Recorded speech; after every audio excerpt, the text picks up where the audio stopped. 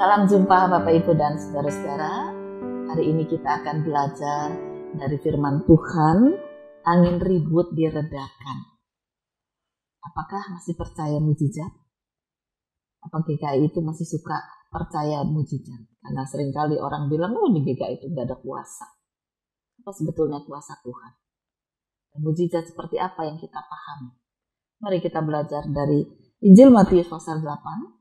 Mulai ayat 23 sampai dengan 27. Kita akan awali dengan bersama-sama berdoa. Bapa di surga, Engkau hadir sebagai Allah yang penuh kuasa, menyatakan kemuliaan dan kasih-Mu. Dan kami percaya bahwa mujizat-Mu tetap ada, meskipun tidak seperti yang kami bayangkan. Karena seringkali kami terkecoh dengan mujizat-mujizat yang kami dengar dari banyak saudara-saudara kami. Tapi biarlah kami lihat mujizat Tuhan itu ada dalam diri kami, hingga keyakinan iman kami diperteguh. Di tengah kehidupan yang sulit, kami semakin merasakan kuasa-Mu tetap nyata. Berfirmanlah ya Tuhan. Kami menaikkan doa syukur dan pengharapan kami dalam nama Tuhan Yesus Kristus. Amin. Bapak Ibu dan saudara-saudara, mari kita belajar dari Injil Matius pasal 8 mulai ayat 23 sampai dengan 27. Peristiwa angin ribut diredakan. Lalu Yesus naik ke dalam perahu dan murid-muridnya pun mengikutinya. Sekonyong-konyong mengamuklah angin ribut di danau itu, sehingga perahu itu ditimbus gelombang, tetapi Yesus tidur. Maka datanglah murid-muridnya membangunkan dia. Katanya, Tuhan, tolonglah, kita binasa. Ia berkata kepada mereka, Mengapa kamu takut, kamu yang kurang percaya? Lalu bangunlah Yesus menghardik angin dan danau itu. Maka danau itu menjadi teduh sekali. Dan heranlah orang-orang itu. Katanya, Orang apakah dia ini? Sehingga angin dan danau pun taat kepadanya. Matius pasal 8 ayat 23 sampai 27 ini bagian yang sering kali kita dengar, bagaimana murid-murid ketakutan ketika angin ribut datang, mereka berada di tengah danau, lalu mereka menjadi ketakutan, air semakin tinggi, kemudian mereka membangunkan Tuhan Yesus dengan cara yang sedikit kasar boleh dibilang ya, bahkan mereka mencoba meluapkan ketakutan, kecewaan mereka ketika Yesus tidur dengan tenang, dan mereka katakan, mengapa engkau diam saja? Apakah engkau mau melihat kami ini mati? Dan saat itulah Tuhan Yesus menghardik angin yang keras dan danau itu kemudian menjadi teduh kembali. Baru di situ mereka percaya. Dan mereka tahu bahwa Yesus adalah pembawa kuasa dan mujizat. Nah, apakah mujizat itu masih ada sampai hari ini? Bapak, Ibu, dan saudara-saudara, di salah satu stasiun bukan TVRI, TV, ada acara mujizat itu masih ada. Saya pernah lihat sekali dua kali menayangkan, memang bagi mereka mujizat itu tetap ada. Ini tidak terkait langsung dengan iman Kristen, tapi mau dinyatakan kuasa Tuhan itu tetap hadir di tengah bangsa ini, di tengah kehidupan orang-orang yang percaya kepada Tuhan, apalagi kita sebagai gereja Tuhan, orang Kristen, murid Kristus. Seharusnya kita juga tetap yakin mujizat itu tetap ada, sekalipun mujizat itu tidak seperti yang kita bayangkan. Jadi artinya seperti kepingin kita lalu terjadi, belum tentu.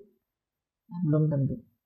Nah, dalam firman Tuhan yang kita baca di sini dikatakan bahwa sekonyong-konyong mengamuklah angin ribut di danau. Apakah sekonyong-konyong itu memang disengaja atau tidak? Kita tidak tahu. Tapi angin ribut memang bisa datang kapan saja. Tentunya bagi para nelayan hal ini bukan hal yang aneh. Ketika mereka berangkat cerah baru berapa kilo, tiba-tiba bisa saja terjadi angin. Apalagi sekarang ini, tahu-tahu sudah mendung, panas, barengan dengan mendung, kapan hari itu, saya terheran-heran juga. Saya pikir memang dunia ini sudah tua, jadi banyak lupanya, tidak lagi mengikuti aturan. Sore-sore sekitar jam 3, mungkin ada saudara juga yang ngalami ya. Matahari bersinar, tetapi turun gerimis yang cukup besar. Jadi bukan gerimis kecil-kecil, ya, karena rumah saya juga basah dan suara gerimis itu juga terdengar cukup keras. Jadi ada matahari, ada gerimis atau hujan, dan lebih menarik ada bulan. Bulan menampakkan diri. Sangat menarik. Makanya saya bilang ini bangsa ini sedang mengalami sesuatu yang menarik. Bumi yang sudah semakin tua diperlihatkan oleh Tuhan. Apakah kita sayang pada bumi ini? Lalu kita mau belajar, ketika saya melihat hal itu, saya katakan mujizat memang tetap ada. Manusia bisa mengatakan kalau matahari ada, nggak mungkin ada hujan. Ternyata bisa terjadi. Kalau matahari ada, nggak mungkin ada bulan. Ternyata tetap ada. Dan mereka bertiga muncul pada saat yang sama. Keajaiban yang tidak pernah terpikirkan. Mungkin para ilmuwan bisa memecahkan ini, tapi bagi saya itu adalah satu tanda. Ketika Tuhan menyatakan bahwa kehadirannya tetap membawa kuasa kehidupan. Nah, oleh karena itulah di tengah kehidupan kita pun yang mungkin kita rasakan semakin susah sekarang ini. Ada banyak perusahaan-perusahaan besar yang memperkecil perusahaannya. Dan itu berarti ada banyak karyawan yang dirumahkan. Ya, mengingat keuangan yang tidak bisa lagi berputar dengan baik. Harus ada pengiritan. Nah, kalau perusahaan itu irit, ya, dikecilkan, ya masih jalan. Pemilik masih bisa dapat hasil, walaupun tidak sebesar dulu lagi, tapi paling tidak masih punya hasil. Beberapa karyawan masih bisa dapat hasil. Nah, bagaimana mereka yang dirumahkan? Ini baru satu sisi dari pergulatan ekonomi, entah sampai kapan. Ada banyak orang frustrasi saat ini. Pembunuhan banyak terjadi.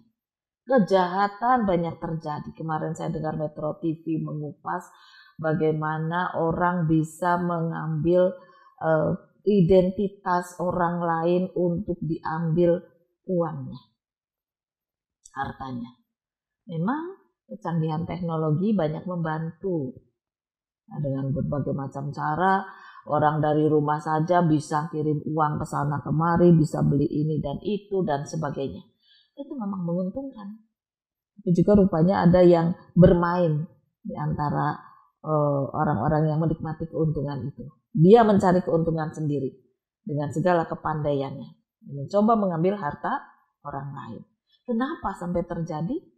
Ya, karena tidak ada tempat atau tidak ada ruang lagi bagi dia untuk bekerja dengan normal.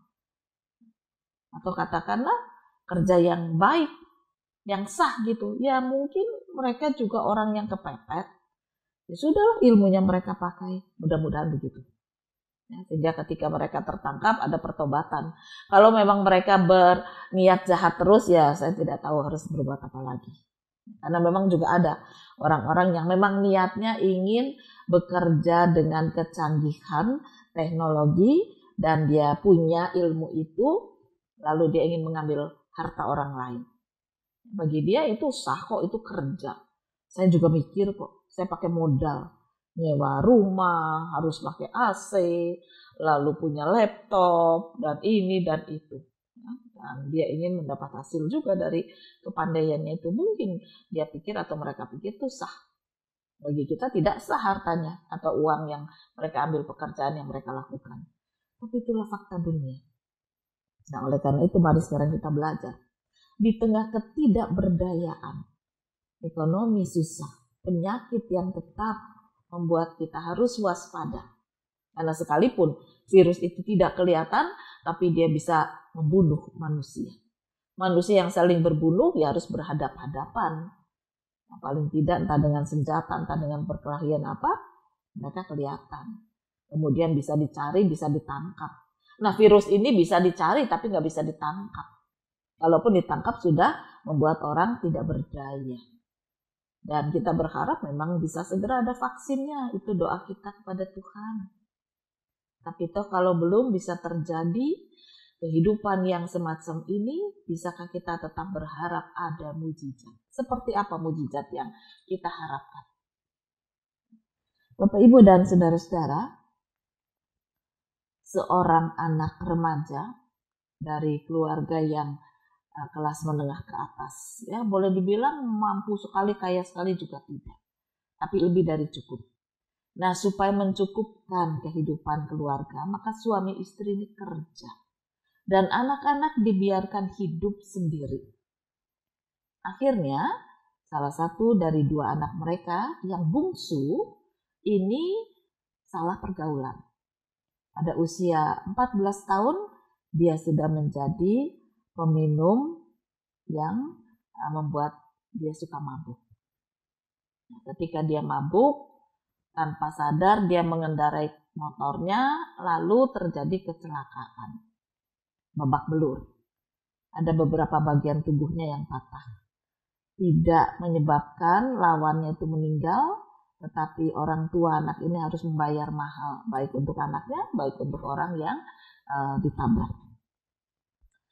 Cukup lama anak ini berbaring di rumah sakit, tapi orang tuanya hanya bisa berkunjung pada jam-jam kunjung, itu pun jarang. Biasanya mereka akan datang ketika malam hari mereka sudah pulang dari pekerjaan. Jadi sepanjang dari pagi sampai sore atau ya menjelang malam itu anak itu sendiri. Nah, dalam kesendirian itulah ada seorang bapak tukang kebunnya rumah sakit, memperhatikan anak ini kalau siang tuh suka nangis sendiri. Mungkin dia tertekan, mungkin dia kecewa, mungkin dia kesakitan, tapi tidak ada orang di situ selain diri anak itu dalam kamar.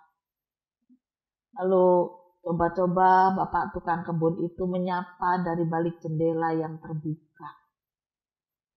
Terjadilah obrolan singkat pertama, hari kedua.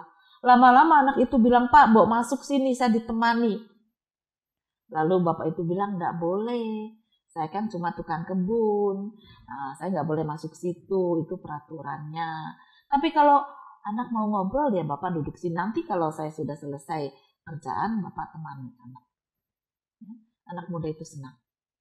Ketika bapak itu menyelesaikan tugasnya, lalu jam istirahat tiba, dia cepat makan untuk bisa ngobrol dengan anak muda itu. Ya sekedar ngobrol biasa, cerita ini dan itu.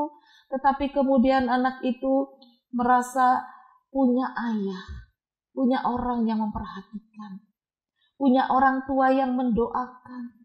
Karena bapak itu dengan rajin mendoakan dirinya untuk segera sembuh, bukan cuma dari luka-lukanya, tapi juga hatinya, pikirannya bersemangat kembali menghadapi hari esok. Rajin belajar lagi, meninggalkan kemabukannya, meninggalkan hidup yang sesatnya. Walaupun mungkin orang tuanya ya belum berubah. Tapi bapak itu mendoakan agar anak ini mempunyai masa depan yang baik. Tiap hari didoakan. Bapak ini seorang Kristen yang baik. Berjalannya waktu, akhirnya anak ini bisa pulang atau boleh pulang. Dan bapak tukang kebun itu ya terus melakukan tugasnya. Sampai satu hari, berpuluh tahun kemudian, bapak tukang kebun ini sakit. Dia menderita sakit yang cukup parah, harus ada obat yang mahal, tapi dia tidak punya uang. Kemana keluarganya? Istrinya, anaknya. Nah, dikatakan bahwa bapak itu sekarang hidup sendiri. Istri dan anaknya meninggal bersamaan ketika terjadi kebakaran di rumahnya. Dia mengalami cacat fisik juga, ya, kulitnya itu rusak, tapi dia masih hidup. Nah, kemudian dia masih boleh bekerja, tapi ketika dia memasuki masa pensiun, ya dia harus berhenti. Dan kemudian dia sakit. Akhirnya ya dia hanya ada di bangsal dengan obat yang terbatas. Dan dia berharap kematian. Kapan aku bisa mati? Dia tidak berharap lagi ada kehidupan. Dia katakan, buat apa aku hidup? Istri anakku sudah tidak ada, kerjaan tidak ada, tubuhku juga semakin renta seperti ini. Pada satu hari datanglah seorang dokter. Dan dia mencoba mengobati bapak ini. Ngajak ngomong bapak ini dengan baik. Ngajak ngomong bapak ini dengan sopan, dengan santun. Dan dikatakan bapak harus dirawat. Memang ada obat-obat yang harus diminum, tetapi jangan khawatir. Saya akan carikan dana. Ya, bapak itu mengatakan, ya terserah Pak Dokter. Lebih tepatnya dia katakan terserah Tuhan. Apa yang Tuhan mau, saya ikuti. Akhirnya 3 bulan sudah dirawat, bapak ini menjadi sehat. Harus meninggalkan rumah sakit. Dia tidak tahu bayar dari mana. Tapi ketika dia mau pulang, suster di sana mengatakan, Pak Bon, sudah ada yang bayar semua. Nah, Ke Bon itu bingung. Siapa yang bayar?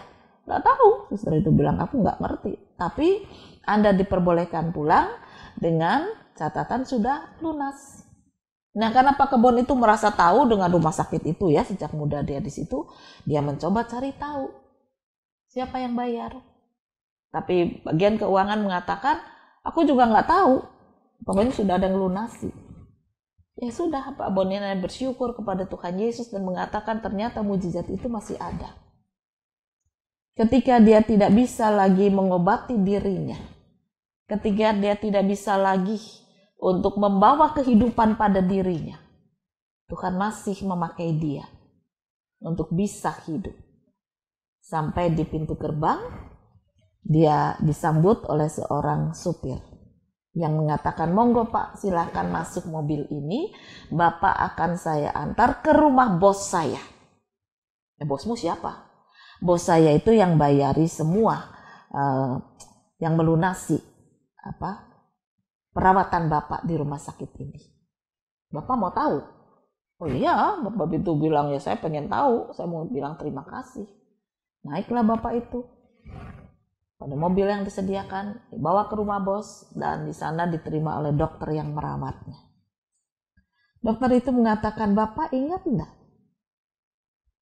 Kira-kira 15 atau 16 tahun yang lalu, saya seorang remaja yang suka nangis di rumah sakit karena badan saya sakit. Tidak ada orang yang kunjung selain Bapak yang ngobrol dengan saya dari balik jendela dan berdoa untuk saya. Saya sekarang sudah menjadi dokter ahli. Mujizat itu masih ada, Pak. Saat itu ketika saya harus meninggalkan rumah sakit dan tidak ketemu dengan Bapak untuk pamitan, saya nangis. Saya janji pada Tuhan. Saya berkenalan dengan Tuhan lewat doa Bapak. Saya katakan saya mau mengumpah seluruh hidup saya. Supaya saya bisa menjadi orang yang merawat orang lain. Orang tua saya boleh mengabaikan saya. Tapi saya tidak mau mengabaikan orang lain. Sakit rasanya diabaikan. Dan sejak itu dia belajar dengan sungguh-sungguh. Dan kemudian menjadi seorang dokter yang sukses.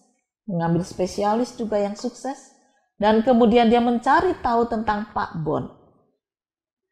Pada awalnya memang dia tidak menjadi dokter di rumah sakit tersebut. Tapi kemudian dengan segala usaha, akhirnya dia bisa diterima di rumah sakit itu semata-mata untuk bertemu dengan Pak Bon. Apalagi ketika diketahui Pak Bon itu sakit, ada di bangsal termurah, tidak bisa bayar, dia sendiri, dan sudah putus asa, ingin mati. Saat itulah dia katakan, inilah kuasa Tuhan harus dinyatakan. Ketika dulu saya kepingin mati, mujizat terjadi karena dia berdoa untuk saya. Saat ini ketika dia kepingin mati, saya juga harus menyatakan mujizat masih ada. Kuasa masih ada. Saya ingin membawa semangat hidupnya kembali. Kalau memang Tuhan mengizinkan dia panjang umur atau sehat kembali. Setelah saya rawat, saya lihat, saya masih sanggup lah. Secara akal manusia, saya masih bisa ngobati. Obatnya memang mahal, tetapi saya masih bisa. Oleh karena itu dengan sungguh-sungguh saya ingin berterima kasih. Mujizat yang saya terima, saya dihidupkan dalam jiwa dan semangat dan kesadaran bahwa tidak ada gunanya mabuk-mabukan. Adalah jauh lebih berguna ketika berkenalan dengan Kristus, menjadi murid Kristus dan mengabdikan diri bagi Kristus. Dan itu yang dilakukan oleh Pak Dokter. Dia sekarang merawat Pak Bon.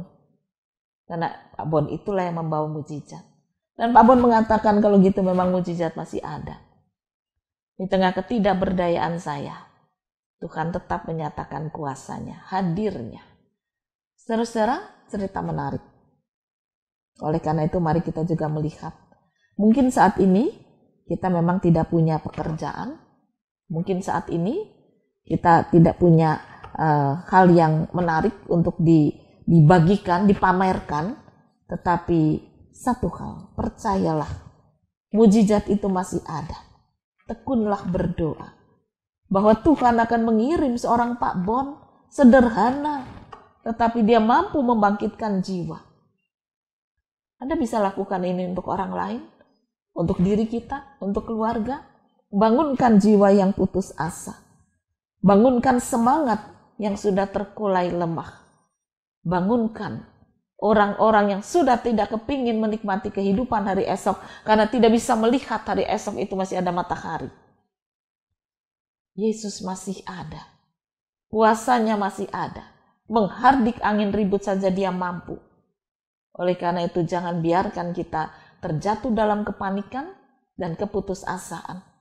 Biarlah di mana ada Yesus, di situ ada mujizat. Di mana ada Yesus, di situ ada kehidupan. Di mana ada Yesus, di situ ada kebahagiaan baru, masa depan bagi saudara, bagi teman, bagi orang lain, bagi gereja, dan bagi bangsa ini. Nyatakanlah mujizatnya. Tuhan memberkati firman-Nya. Amin. Mari kembali kita akan berdoa. Ya Tuhan Bapa di surga, seringkali kami berharap mujizat terjadi seketika, seperti yang kami harapkan. Tetapi belajar dari iman anak kecil yang didoakan, dia harus belajar bertahun-tahun untuk menjadi seorang yang sukses. Dan belajar dari Pak Bon yang kehilangan istri dan anak, dan tubuhnya juga menjadi tua, tetapi dia tetap percaya kepada Yesus. Maka mujizat masih ada. Tuhan tetap memberinya kesembuhan dan kesehatan baru. Biarlah kami juga belajar waktu Tuhan, waktu yang tepat, waktu yang terbaik. Jangan biarkan kami mengharapkan mujizat sesuai dengan waktu kami. Tapi biarlah kami tetap berharap, percaya mujizat tetap ada sesuai dengan waktu dan rencana Tuhan. Sehingga masa depan kami akan kami jalani dalam kekuatan baru, pengharapan baru, sukacita baru. Berkaryalah ya Tuhan. Inilah doa pengharapan kami dalam nama Tuhan Yesus Kristus. Amin.